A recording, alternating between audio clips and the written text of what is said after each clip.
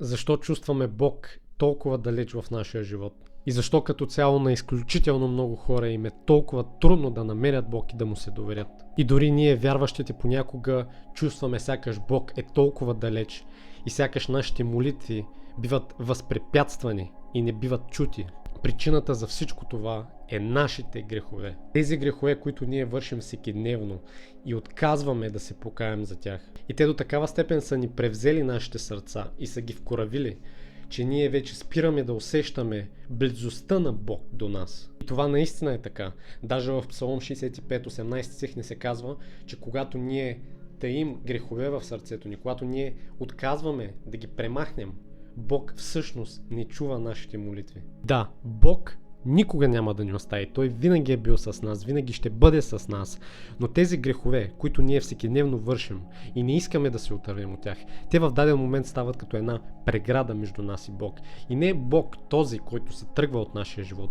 Ние сме тези, които оставяме Бог и се отдалечаваме от Него. Няма как да очакваме ние всъщност да станем по-добри хора, ние да тръгнем към по-добро, ако всъщност Христос не дойде в нашите сърца и не ни преобрази отвътре навън. И как всъщност може да стане това? Апостол Павел ни казва: не аз вече живея, а Христос живее в мен.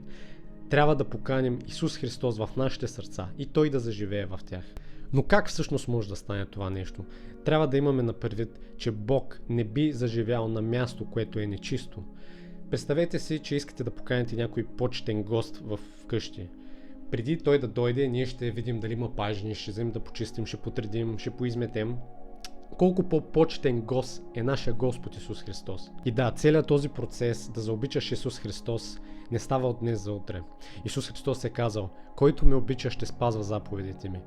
А как всъщност може да тръгнем да спазваме тези заповеди, когато те вече са част от нашия ден и ни е изключително трудно да се отървем от тях? Молитва, ходене на църква всяка неделя, отделяне всекидневно малко количество време от нашия ден да прочетем Божието Слово, всъщност да се запознаем кой е нашия Господ Исус Христос.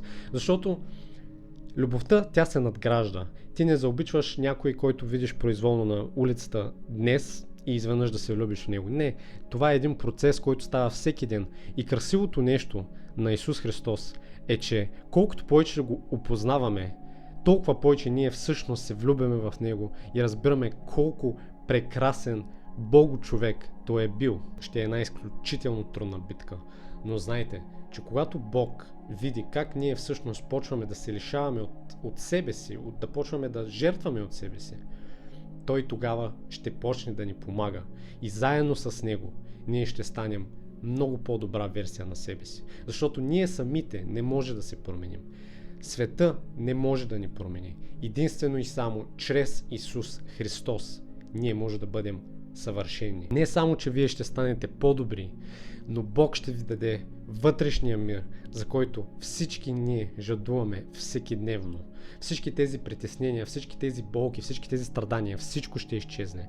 Доверете се на Бог. И не случайно Той казва: аз съм пътят, истината и животът.